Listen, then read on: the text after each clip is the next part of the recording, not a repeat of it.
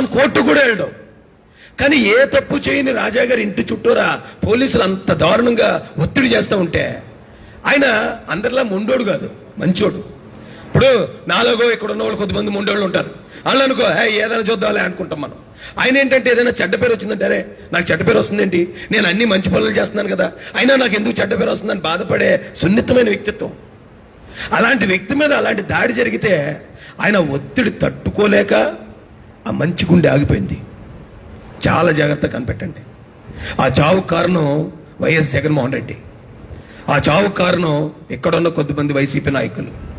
ఆ చావుకు మనం తీర్చుకోవాల్సిన ప్రతీకారం సత్యప్రభ గారిని అసెంబ్లీకి పంపించి మాత్రమే తీర్చుకోవాలి.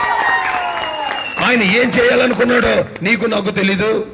ఆయన ఈ నియోజకవర్గానికి, ఈ నియోజకవర్గంలో ఉన్న యువతకి ఏం చేయాలనుకున్నాడో ప్రతిరోజు తన భార్యతో ఆయన డిస్కస్ చేసి ఉంటారు కదా. ఆయన ఆశయాలన్నీ ఆవిడికి తెలిసినంతగా ఇంకెవ్వరికీ తెలియవు.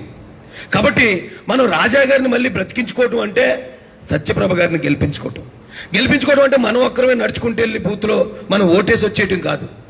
ఖచ్చితంగా మన ఇంటి చుట్టూరా 10 మందితో 20 మంది ఎవడన్నా వైసీపీకి ఓటేస్తాను అంటే అసలు ఎందుకు ఓటేస్తావు అని అడగండి చాలు. ఇక ఈ నియోజకవర్గంలో వైసీపీ నాయకుల గురించి చెప్పక్కర్లే. ఒక పక్కన ప్రజల కోసం, నియోజకవర్గం కోసం భర్తని త్యాగం చేసిన ఒక మన సోదరి ఇక్కడ నియోజకవర్గ అభ్యర్థిగా ఉంటే, మరో పక్కన బలవంతంగా ప్రాణాలు తీసిన వ్యక్తులు ఉన్నారు, మర్డర్లు చేసిన వ్యక్తులు ఉన్నారు. ఎవరిని గెలిపించాలి? మనం మంచోళ్ళని గెలిపిద్దామా లేకపోతే హంతకుల్ని గెలిపిద్దామా?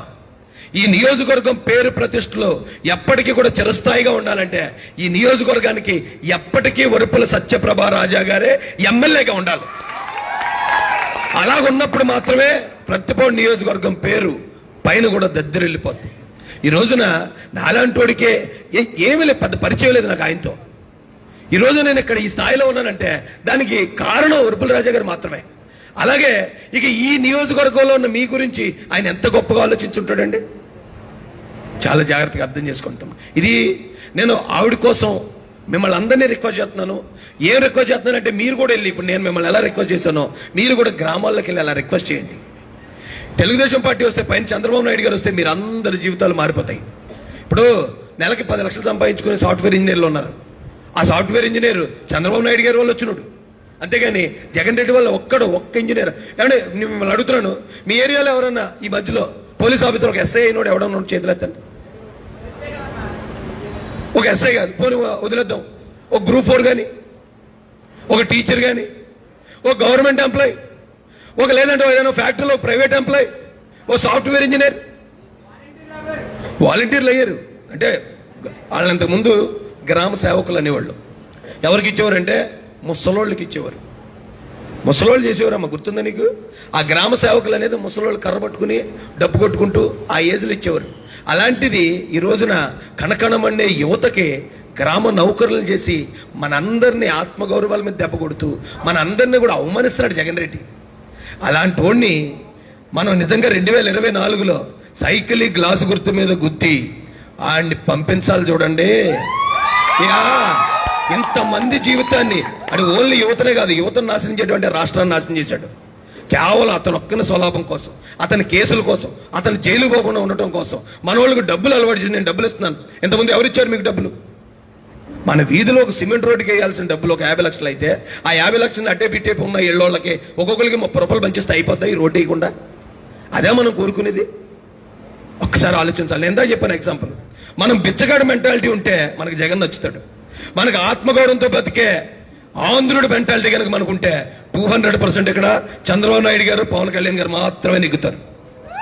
అది ఆంధ్రులకు నిజంగానే ఆత్మగౌరవం ఎక్కువ, పౌరుషం ఎక్కువ. 200% రేపు జరగబోయేది అదే. 175కి 160 పైన గెలిచేస్తున్నాం మనం. 160 పైన. సైకోలు ఎవరైతే ఉన్నారో తొప్పలు పట్టించైపోతున్నాం 2024 తర్వాత. ఇప్పుడు దాకా ఒత్తిడి చేసి ఎవరినైతే అమాయకుల్ని అన్యాయంగా అరెస్టులు చేయించటం, వాళ్ళ మీద దొంగ కేసులు పెట్టడం, వాళ్ళ మీద దాడులు చేయించటం, ఇలా చేసిన ప్రతి ఒక్కడు 100కి 100% అప్పచెప్తారు. అవన్నీ పేర్లు కూడా లోకేష్ గారి రెడ్ బుక్ లో ఆల్రెడీ రికార్డ్ అయిపోయి ఉన్నాయి.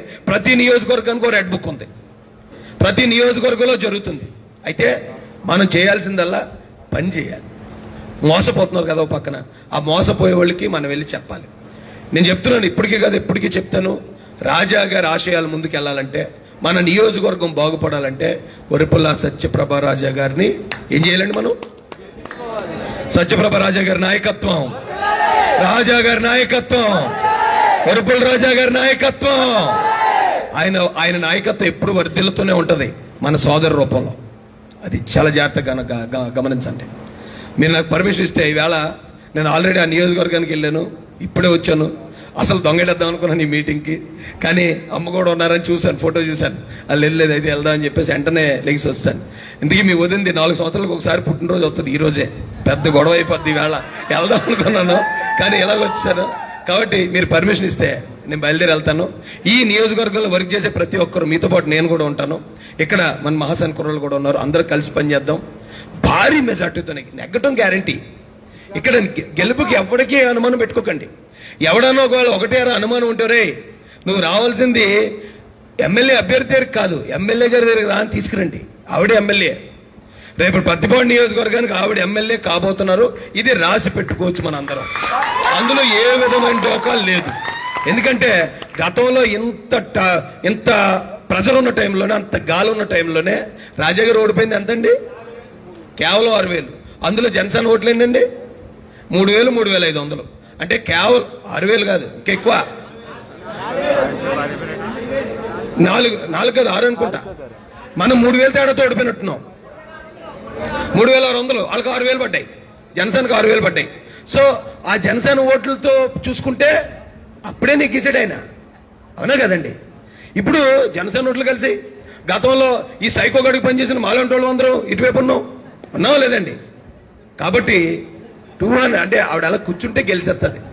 గెలిచేసి ఆవిడ దగ్గర ఉండటం, మనం నిలబెట్టుకోవటం. ఈ రోజున రేపు మీకు ఉద్యోగాలు కావాలన్నా, ఏదన్నా సమస్య వచ్చినా, ఆవిడ ఇంతకుముందు రాజా గారిని చూసింది, ఎలాగ ఆయన అడ్డుపడిపోయాడు, అలా అడ్డుపడిపోద్ది. కాబట్టి మనందరం ఈ విషయంలో, ఈ మంచి పనిలో, మన సొంత ఇంట్లో మన అక్క చెల్లి అనుకుని ఈ కార్యక్రమాన్ని ముందుకు తీసుకెళ్లాల్సిందిగా మీ అందరికీ రిక్వెస్ట్ చేస్తూ, చంద్రబాబు నాయుడు గారి నాయకత్వం, లోకేష్ అన్న నాయకత్వం, పవన్ కళ్యాణ్ గారి నాయకత్వం, జై తెలుగుదేశం, జై జనసేన. ఒకవేళ అలా చెప్పించానని అమ్మ నాయకత్వం వర్ధిల్లితే నా నాయకత్వం వర్ధిల్తూనే ఉంటది. Thank you so much. మీరు పర్మిషన్ ఇవ్వండి అమ్మా, నేను బయలుదేరుతాను. మళ్ళీ ఒకసారి వచ్చినప్పుడు కలుపుతాను. థ్యాంక్ యూ అమ్మా. Thank you sir.